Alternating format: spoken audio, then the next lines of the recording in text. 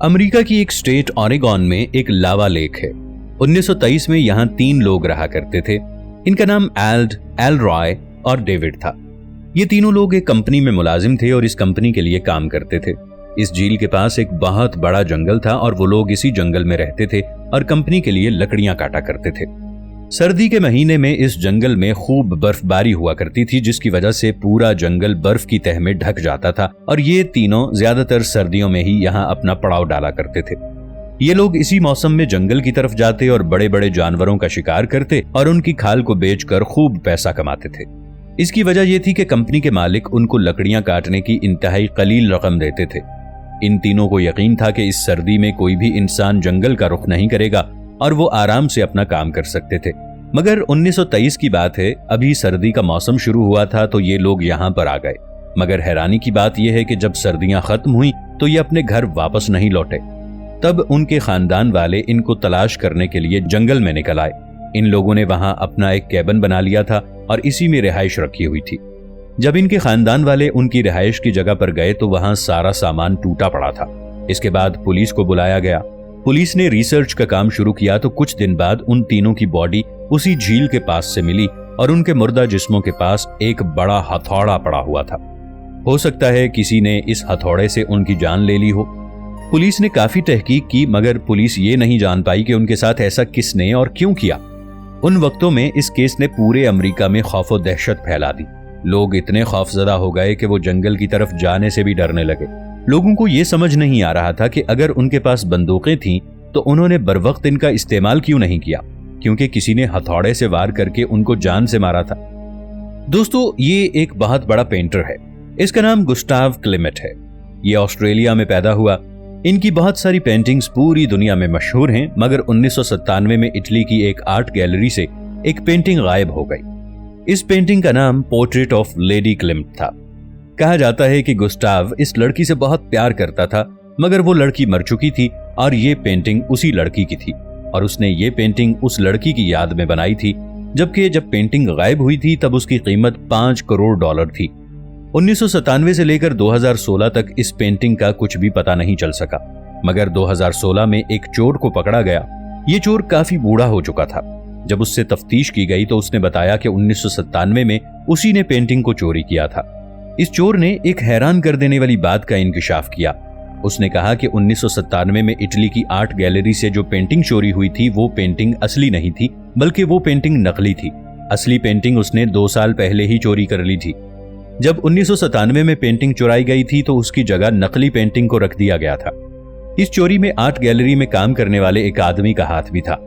1997 में इस art gallery में बहुत से एक्सपर्ट आने वाले थे, तो उस चोर को लगा कि एक्सपर्ट्स ये बात पहचान लेंगे कि वो पेंटिंग असली नहीं बल्कि नकली है और आर्ट गैलरी में काम करने वाला आदमी पकड़ा जाएगा। इसलिए चोर ने 1997 में नकली पेंटिंग को चुरा लिया ताकि लोगों को लगे कि वो पेंटिंग चोरी हो गई है। जब चोर से असली पेंटिंग के बारे में पूछा गया, क्योंकि इस पेंटिंग को चुराए काफी अरसा हो चुका था, इसलिए चोर के जहन से भी ये बात निकल चुकी थी कि उसने पेंटिंग कहाँ छुपाई थी। दरअसल उस चोर ने गैलरी के बाहर एक दीवार के अंदर इसे रखा हुआ था ताकि बाद में सिक्योरिटी से नजर बचाकर वो इस पेंटिंग को यहाँ से ले जाए, मगर टाइट सिक्योरिटी की वजह से वो ऐसा नहीं कर पाया और वो पेंटिंग वहीं पड़ी रही। पुलिस और चोर मिलकर 4 साल तक इस पेंटिंग को ढूंढते रहे और 2020 में वो पेंटिंग एक दीवार के अंदर से मिली। $5 करोड़ वाली पेंटिंग इतने साल तक एक दीवार के अंदर पड़ी रही। इस डॉक्टर का नाम डॉक्टर हैरोल्ड शिपमैन है। ये 1946 में इंग्लैंड के शहर नोटिंगम में पैदा हुआ। इसने मेडिकल की पढ़ाई की और 1974 में ये एक डॉक्टर बन गया और 1977 में इसने डॉनीब्रुक मेडिकल सेंटर में काम शुरू किया। वैसे तो ये एक बहुत अच्छा इंसान था, मगर अजीब बात यह थी कि जब कोई आदमी मरने लगता तो उसे मरता हुआ देखकर इसे बहुत खुशी हुआ करती। इसलिए ये डॉनीब्रुक मेडिकल सेंटर में काम करने के दौरान ऐसा काम करने लगा जिसके बारे में कोई सोच भी नहीं सकता था। अगर इसके पास कोई उम्र रसीदा बुजुर्ग आता तो वो इसे भारी मिकदार में पेन किलर दे देता। वो बुजुर्ग इतनी भारी मिकदार की दवा बर्दाश्त न कर सकता और तड़प तड़प कर मरना शुरू हो जाता और ये पास खड़ा होकर तमाशा देखता रहता। कहा जाता है कि इसने इस मेडिकल सेंटर में 71 मरीजों के साथ ऐसा किया। फिर हैरोल्ड ने इस मेडिकल सेंटर को छोड़ दिया। उसने अपना एक क्लिनिक खोल लिया, मगर वो संगदिल और बेरहम इंसान अपने क्लिनिक में भी मरीजों के साथ ऐसा ही बर्ताव करता। उसने अपने क्लिनिक में 180 लोगों के साथ ऐसा ही किया। वो मरीजों को भारी मिकदार में पेन किलर देता और उन्हें तड़प तड़प कर मरते हुए देखता रहता, और यूं वो लुत्फ अंदोज होता रहता, और यूं उसे अंदर ही अंदर कोई लुत्फ मिलता रहता। वो शख्स ये घनावना काम काफी अरसे तक करता रहा, मगर कहते हैं ना कि बद आदमी जरूर अपनी बदी का नतीजा भुगतेगा। हैरल्ड ने 81 साला एक बुजुर्ग खातून जिसका नाम कैथरीन था, उस खातून को भारी मिकदार में पेन किलर दी। इससे वो औरत चल बसी। ये औरत इंग्लैंड के एक टाउन की मेयर थी। हैरल्ड ने कैथरीन के खानदान वालों से कहा कि कैथरीन की ख्वाहिश थी कि उसे जलाया जाए। उसने कैथरीन की फैमिली को यह बात इसलिए कही कि कोई सबूत बाकी न रहे, मगर कैथरीन की बेटी को इस डॉक्टर पर शक हो गया। उसने ये बात पुलिस को बताई। पुलिस ने इस मामले की तह तक पहुंचने की कोशिश की। जब उसका पोस्टमार्टम किया गया तो उन्हें पता चला कि उसके जिस्म में पेन किलर की भारी मिकदार इंजेक्ट की गई है। तब पुलिस ने हैरल्ड को अपनी हिरासत में ले लिया और तफ्तीश शुरू कर दी। दौरान तफ्तीश ये राज खुला कि इस डॉक्टर ने 250 लोगों के साथ ऐसा ही किया, और बहुत से लोग ये कहते हैं कि इस डॉक्टर ने 400 से ज्यादा लोगों के साथ ऐसा किया है। सन 2000 में इसे उम्र कैद की सजा सुना दी गई, मगर 2004 में इस डॉक्टर ने जेल में खुद ही अपनी जान ले ली, यानी कि खुदकुशी कर ली। माइक विलियम नाम का ये आदमी लेक सेमिनियोल, फ्लोरिडा से कहीं गायब हो गया। इसकी उम्र 31 साल थी। ये अपनी बीवी डेंसी, एक भाई और मां के साथ फ्लोरिडा में रहता था। ये शख्स 16 दिसंबर को सेमिनोल झील में बतख के शिकार के लिए गया और ये इसी झील से कहीं गायब हो गया। पुलिस को जब उसके बारे में बताया गया तो पुलिस ने उसको ढूंढना शुरू कर दिया। जब पुलिस उस झील के पास उसको तलाश कर रही थी तो उन्हें झील के पास उसकी कश्ती मिली, और इसी कश्ती में उसकी एक शॉटगन भी मिली। जब पुलिस ने कश्ती में उसकी बंदूक देखी तो उन्हें यही लगा कि हो सकता है किसी मगरमच्छ ने माइक पर हमला कर दिया हो।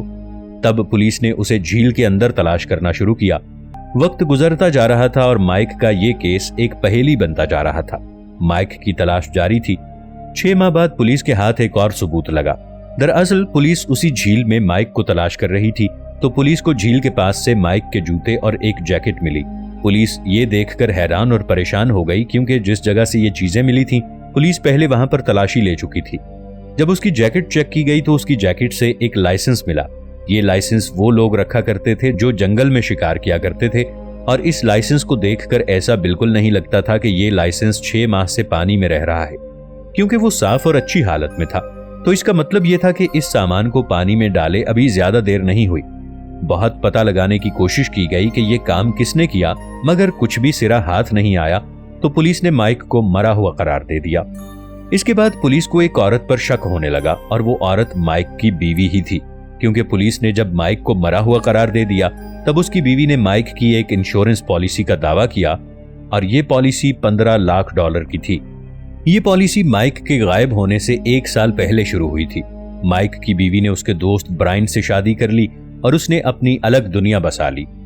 पुलिस माइक की बीवी को अपनी हिरासत में नहीं ले सकती थी, क्योंकि उनके पास कोई ठोस सबूत नहीं था कि उसकी बीवी ने माइक को गायब किया है।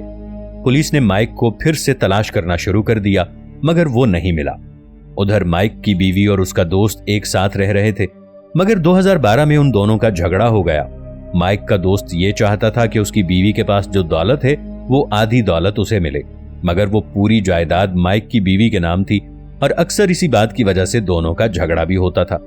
साल 2015 में दोनों के दरमियान झगड़े इस कदर तवील हो गए कि डेंसी ने ब्रायन को अपने घर से निकाल दिया।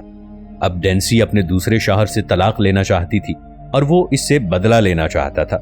कई दिनों तक ये सब ऐसे ही चलता रहा, मगर 2017 में ब्रायन एक बंदूक लेकर डेंसी के घर में घुस गया और उसे बंदूक के जोर पर कहने लगा कि तुम मुझे तलाक नहीं दोगी और अपनी आधी जायदाद मेरे नाम करोगी। इसके बाद वो उसके घर में ही रहने लगा। एक दिन डेंसी अपने घर से बाहर निकली, पुलिस स्टेशन गई और उसने ब्रायन को पकड़वा दिया। पुलिस ने उसे बंदूक के जोर पर अपनी बीवी को परेशान करने के जुर्म में गिरफ्तार कर लिया, मगर गिरफ्तार होने से पहले उसने अपनी बीवी के सारे राज खोल दिए। उसने कहा कि मैंने इसके पहले शौहर का इसके कहने पर कत्ल किया है। दरअसल वो दोनों दोस्त उस झील में बतख के शिकार के लिए गए थे। ब्रायन ने वहीं माइक को कत्ल करके झील के पास ही दफन कर दिया। ब्रायन उसकी बीवी से शादी करना चाहता था और उसकी बीवी को माइक की पॉलिसी चाहिए थी। जब यह केस अदालत में गया तो इन दोनों को उम्र कैद की सजा सुना दी गई।